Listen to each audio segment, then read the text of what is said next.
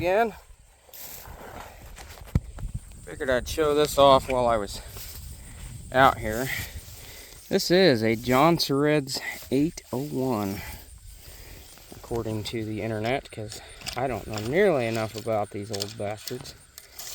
As you can see, it's got the big bar studs. I'm missing a bar nut, but I got this saw a few weeks ago. This is probably its 5th tank of fuel that's in it, and it's a little better than halfway through it since I've got it. I dumped the fuel that was in it because I had put fuel lines in it in a carb kit. The fuel that was in it was okay, but I dumped it anyway. I don't trust fuel I don't know, so unless I know the age of the fuel, I dump it. Get my regular hat on here. It's bright. But just figured I'd talk about that saw a little bit. As I said, it's an 801. I've actually been pleasantly surprised with that saw. Other than the fact that it vibrates my hands to holy hell, it is a pretty good saw. Runs good. Pulls that short 24-inch bar that's on it real well. I'd be interested to pull the 30-inch off the 920 and put it on that, but that power head is a lot heavier than the 920, and the 920 is already heavy with that bar, so I'm gonna probably pass on moving that bar over. Yeah, I've ran it enough now to know that if it had better anti-vibe, I'd probably keep it myself, but I'm gonna probably clean it up and post it for sale. As you can see, it's pretty dirty from being used. Runs phenomenally well. Only thing I've done to it since I got it was a carb kit and a fuel lines. Let me go grab a scratch because it's got kind of a unique, how this works, a unique fuel line setup that I haven't really seen on many other saws. Sorry, I'm getting the air cleaner cover off. There we go. Now for the air filter, if I can get it off. I'm gonna have to go grab an actual scrunch for that because I put it on fairly tight. Because, like I said, this saw rattles just a little bit. She's an old girl. Anti-vibe wasn't exactly the biggest concern with these. It was make power, make them pull chain, make them last. And I would say this saw does all of those. Pulls chain real well. Oils really well. Oils exceptionally well.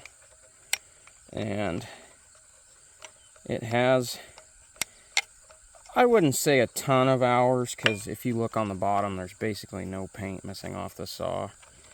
But it's got, I mean, it's still a 50-some-year-old saw at the end of the day. So, I mean, it had to have been built to a standard to last that long. I will say, this air filter sealing, it seems to do okay, but and for what it is, it's fine. But see if I can get you guys in. That little guy in there seals the fuel tank, so it takes this really big Tygon style line, but then on the nipple side it's small. So what I did was used a short piece of this on each side in the tank and out here, and then grafted it over to, I doubt you guys will be able to see it, but there's Echo fuel line actually hooked up to the carburetor. And that seems to be working really well. Like I said, I put about 5 or 6 tanks on the saw, and I have had no issues whatsoever with going lean, lack of fuel. It tunes great.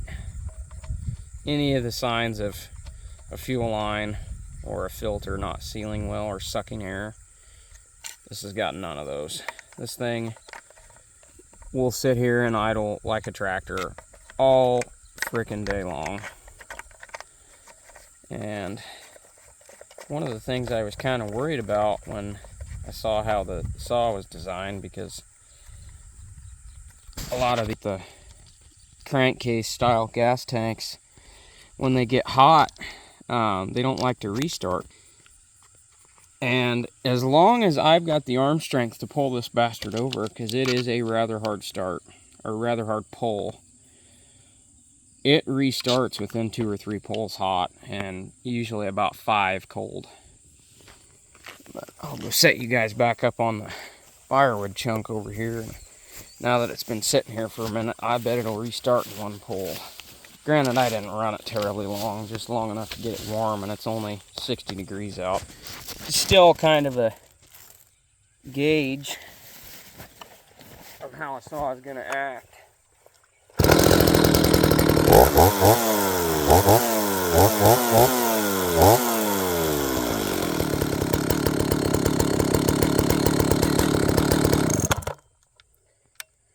Starts right back up every time like that. Every single time. So, I mean, I'm impressed.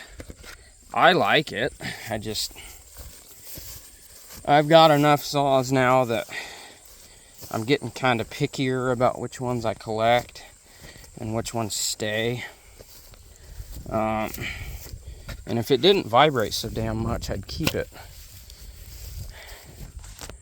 But it does vibrate quite a bit, which makes it difficult for me to run it very long. I mean, I can run it 6 hours, 7 hours, 8 hours, but the next day my hands hurt. So that's kind of where I'm at on that 801. It doesn't fit well into my collection. I thought I was going to sell it and the 920, but I think I'm just going to sell this 801 and keep the 920. I really like that 920. It runs really strong. I'll see if I can get a video of it tomorrow. If I end up taking it, I'm not sure. I need to run my 565 some more, get it good and broke in. And I'm going to take the 395 tomorrow, because that thing hasn't had much fuel since last winter. Actually, longer than that. I put probably a little over 2 tanks on it in 2 years, so I need to get that out and run it some. And I may put the 3120 up in the truck too. I took it the other day, but I didn't end up needing it. So I do have a tree stump I got to go look at to cut that I guess is a little bigger. I may use the 3120 for that. I probably don't need it by the sound of it, but I may put the 36 on and just run the 3120 because it's fun, and I haven't ran it in a while. I got an 034 AV I've got to go pick up from a friend today that got a piston put in it, so I'll probably take that tomorrow, and that'll be my brush saw tomorrow. Basically, I'll be stumping with either the 95 or the 65, and then anything that doesn't require bucking logs into length or doesn't require the straightest cuts or stumping, I'll do with the 034, because I don't know what the bar and chain's like on it. But I'll try and get some video of that. Another thing I don't think I've showed on video is a splitter I got. I bought me a gas powered splitter finally. Need to do some more work to this motor. I replaced the carburetor, and I'm not happy with the replacement. Well, correction. I cleaned the OEM carb, and then Dad was moving firewood around and caught the muffler on the splitter with the forks. And the muffler is right next to the carburetor. Well, it bent the muffler over enough it broke the fuel inlet off on the carburetor. So then I got a different carburetor, and I'm not happy with it. It surges and doesn't run the greatest until it's warmed up. But the motor seems stout, but it's also kind of a hard pull. It's an 8-horse Briggs. Back when they actually used to make halfway decent motors. Not that they don't now, but better. I may end up just going and getting a motor with electric start, because a lot of the times when I'm going to be using this, I'm going to be kind of tired and it's going to be the end of the day, and electric start would kind of be nice. But that's about all for now. If any of you guys do watch this and you are interested in that 801, just hit me up, either YouTube or my email, which I'm pretty sure is in my channel name. I would let it go shipped either with or without the bar for $400. Honestly, if I don't get that, I'll probably just clean it up, put it up on the shelf, and get it out once or twice a year. It's too nice of a offer to take anything less than that, to be quite perfectly honest. I'm not going to get beat up on saw prices. I mean, go buy a new one that size. You're going to spend $1,000 or better at minimum. I don't care what brand it is. I mean, that's just barely not 90 cc's, and 801 is 87 cc's for those who don't know. Same displacement as a 920 or 930 or a 910, just the older version. But it runs good, oils well. Almost all the screws are there. There's one starter screw that I think needs a helicoil. But other than that, it's complete. Nothing to my knowledge is broke other than that starter cover screw. But that's about all for now, so we'll talk to you guys later. Bye.